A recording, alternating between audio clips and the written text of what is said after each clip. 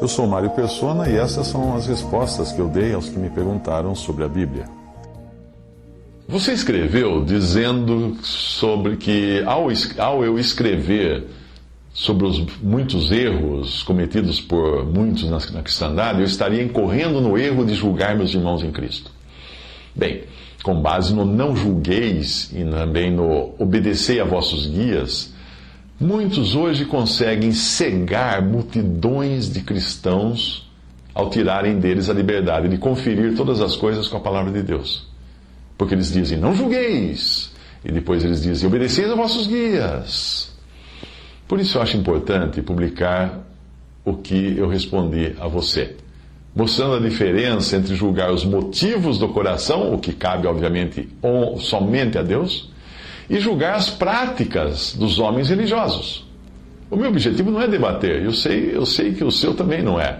E tampouco eu olho para você de cima para baixo, né, com um sentimento de superioridade e de desprezo por você pertencer a uma denominação. Não, longe de mim tal coisa. Se eu fizer assim, eu não estarei agindo com amor que deve nortear todos os atos de um salvo por Jesus. Entenda que o que eu quero apontar para você é apenas o que a Bíblia diz sobre determinados assuntos, que são importantes aos olhos de Deus. Senão ele não colocaria ali. Embora aos nossos olhos possam até parecer banais. O nosso Deus é também um Deus de detalhes, que deixou instruções muito claras, tanto para o seu povo da antiguidade, Israel, como para o seu povo atual, a igreja. Pequenas coisas podem fazer grande diferença. Quando um navio desvia 1 grau do seu rumo, lá na frente, o ângulo que se formará o levará a um ponto a quilômetros de distância do destino pretendido no início. Você alega que ao escrever sobre o que a palavra de Deus fala do modo como os cristãos devem estar congregados, eu estou aproveitando mal a oportunidade de edificar os irmãos. Mas se você visitar outros sites meus e outros escritos, encontrará centenas ou até milhares de páginas falando de diversos assuntos. Tem um site evangelístico chamado Histórias de Verdade, outro Chapter a Day, que são estudos escritos bíblicos, estudo de um canadense que já está com o Senhor. Tem o Evangelho em 3 minutos, que é basicamente o Evangelho explicado em 3 minutos para as pessoas. Um universo de mais de 1.000 páginas, 2.000, 3.000 páginas. Você vai falar que eu falo só da maneira que os crentes devem se reunir? Não, é que isso chamou essa atenção. No próprio site, o que respondi, né, em respondi.com.br, tem mais de 1.000 respostas a e-mails, a maioria são de dúvidas diversas. E nesse site, o número maior de respostas abrangendo o assunto igreja é porque isso está trazendo desgosto e dúvidas à maioria dos cristãos que me escrevem, que estão sendo vítimas dos mercadores da fé que enchem as estações de rádio e TV, ávidos por dinheiro, pedindo contribuições aos montes. Se você ler 2 Timóteo capítulo 3, verá que uma das características desses homens é a avareza, que é o amor ao dinheiro. Eu não posso evitar que existam tantas respostas sobre o assunto igreja, ou como reunir, onde congregar, quando existem tantas perguntas das pessoas que me escrevem. Um outro site meu, Evangelho em 3 minutos, no 3minutos.net, tem centenas de páginas de vídeo, texto, áudio, e ele é evangelístico na sua essência. E também ajuda os que já creram em Cristo a entenderem melhor o Evangelho. Mas, infelizmente, ao analisar uma gota desse oceano de ministério, você tirou suas conclusões equivocadas a respeito desse oceano. Ou seja, você me julgou. E você escreveu dizendo que eu não devo julgar. Ao comentar esta ou aquela prática dos cristãos nos sistemas religiosos, eu não estou fazendo julgamento dos corações dessas pessoas, mas eu estou julgando suas ações, que estão fora das instruções dadas por Deus na sua palavra. E Deus mandou Moisés falar à rocha, mas Moisés feriu a rocha 2 vezes por conta própria. Só por ter desobedecido essa simples ordem, Moisés foi impedido de entrar na terra prometida. Deus mandou os israelitas fazerem uma serpente de bronze e olharem para ela para serem curados das picadas das serpentes quando estavam no deserto. Anos mais tarde, já na terra prometida, a mesma serpente de bronze precisou ser destruída por um rei que viu que ela tinha se transformado num objeto de idolatria. Ele precisou julgar o que o seu povo estava fazendo e destruir, tirar do meio deles aquilo que era um impedimento à adoração de Deus. Como aconteceu com as boas intenções de Moisés ou dos israelitas, nós somos propensos a sair do rumo quando nós olhamos para as boas intenções. Graças a Deus nós temos a palavra de Deus para nos guiar. E se nós não podemos justificar algo pela palavra de Deus, ou seja, se ela condena abertamente algo que nós fazemos, ou melhor, então, nós mudarmos de rumo, mudarmos a maneira de proceder, nos submetermos à palavra de Deus e humilde obediência a ela. Se eu vir um cristão sincero construindo um altar de tijolos ou se inclinando diante de um ídolo, eu devo simplesmente deixar que ele siga adiante, porque está fazendo isso com boas intenções? Nós não fazemos isso com um filho que está no caminho errado, fazemos? Assim como qualquer crente em Cristo, eu tenho o respaldo das Escrituras para avisar aquelas pessoas que nós não temos hoje um altar, como tinham os israelitas antigamente. Ou eu devo avisar que ela deve tirar aquele ídolo dali. Eu creio que você já fez isso muitas vezes, já avisou as pessoas, exortou as pessoas a deixarem certas coisas, porque você viu que serviam de tropeço para elas, ou eram contrárias às instruções dadas por Deus na sua palavra.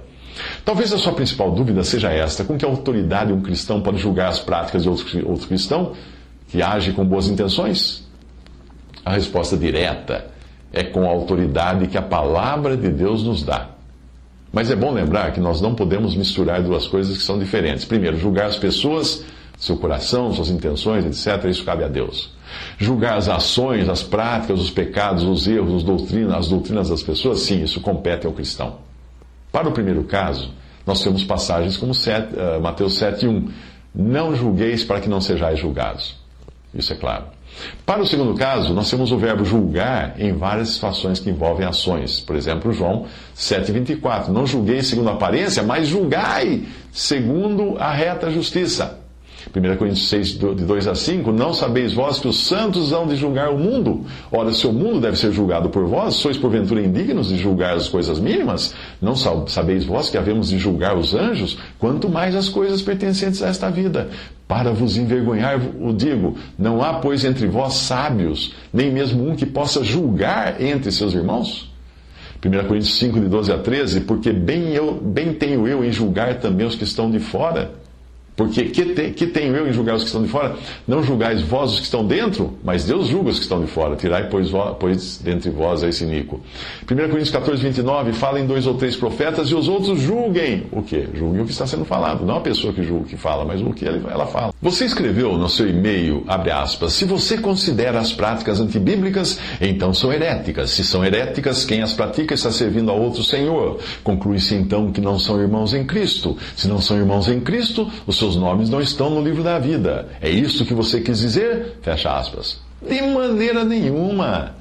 Todo aquele que crê em Cristo como Salvador e Senhor é salvo, independente de onde ele seja congregado e do volume de erros que o seu modo de congregar e adorar a Deus contenha. Mas cabe àqueles que se importam com esses irmãos ajudá-los a entender as Escrituras. Não é assim que você faz também? Veja o que diz os apóstolos inspirados pelo Espírito Santo, Romanos 12. Versículo 8. O que exorta, use esse dom em exortar. Tito 2, de 6 a 15. Exorta semelhantemente os jovens a que sejam moderados. Fala disto, exorta, repreende com toda autoridade, ninguém te despreze. 2 Timóteo 4, de 2 a 3, que pregues a palavra, instes a tempo e fora de tempo, redargas, repreendas, exortes com toda longanimidade e doutrina, porque virá tempo em que não suportarão a sã doutrina, mas tendo comichão nos ouvidos, amontoarão para si doutores, conforme as suas próprias concupiscências.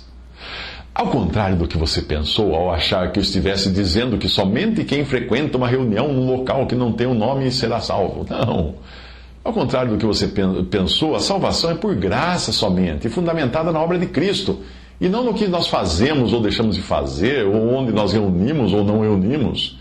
Quanto à apostasia a qual me referi, essa sim é o abandono da verdade. Existe uma diferença, porém, entre aquele que deliberadamente abandona a verdade e aquele que ignora que esteja na prática errada. A cristandade como um todo vive hoje no estado de Laodiceia, que é a última carta de Apocalipse, das 7 cartas. Ela está rica e abastada, se considera assim, mas o Senhor está à porta do lado de fora, esperando alguém abrir. Quando eu digo cristandade, isso é geral, inclui eu e você também nela. A qualquer momento, Cristo virá para arrebatar sua igreja, isto é, todos os salvos, não importa onde eles estejam reunidos. Ele foi salvo por Cristo, ele vai subir. A sorte está selada para aqueles que ouviram o Evangelho e não creram. Estes sim, estes estão perdidos para sempre. Aí sim a Babilônia irá se manifestar com todo o seu engano. Veja que após o arrebatamento continuarão a existir cristãos, entre aspas, cristãos nominais, existirão igrejas, organizações religiosas, tudo isso vai continuar. Mas só poderão ser salvos os que nunca ouviram o Evangelho. Se você ler 2 Tessalonicenses 2, versículo 11, você vai entender. Para ver que Deus pode ter o seu povo até dentro do sistema mais errado, veja o que é dito acerca da Babilônia em Apocalipse 18, 4, isso depois do arrebatamento, porque pessoas que nunca ouviram o Evangelho irão se converter depois do arrebatamento. E Deus alerta essas pessoas.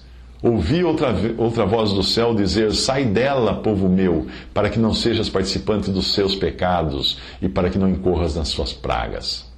Apesar de muitos protestantes acharem que a Babilônia de Apocalipse é a Igreja Católica, a verdade é que se trata de todo o sistema da cristandade, envolvendo católicos e protestantes.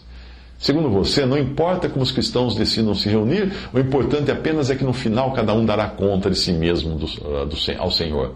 Bem, mas se nós temos indicações claras para como congregar nas Escrituras, por que vamos agir segundo os nossos próprios pensamentos? E aí deixarmos o barco correr, né? Por que não agirmos segundo os pensamentos de Deus? Em Lucas 12, 47, diz que o servo que soube a vontade do seu Senhor e não se aprontou, nem fez conforme a sua vontade do Senhor, será castigado com muitos açoites.